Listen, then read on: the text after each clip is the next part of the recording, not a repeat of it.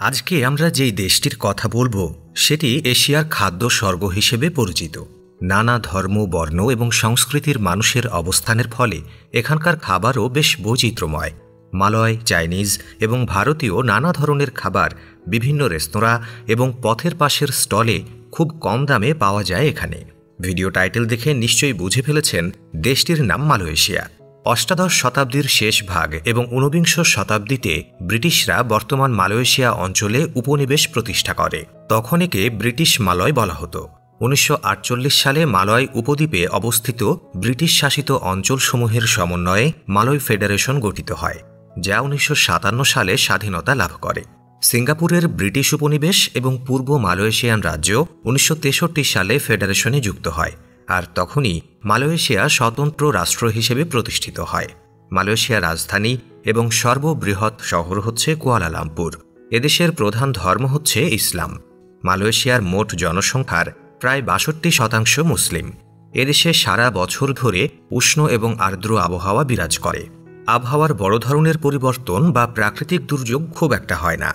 দেশটিতে বড় ধরনের অপরাধ সংঘটনের হার বেশ কম। মানসম্মত শিক্ষা প্রতিষ্ঠানের বিবেচনায় এশিয়ার একটি গুরুত্বপূর্ণ দেশ এখন মালয়েশিয়া। যুক্তরাজ্য ও অস্ট্রেলিয়ার মতো দেশের বিভিন্ন নামজাদা বিশ্ববিদ্যালয় এখানে তাদের শাখা খুলেছে।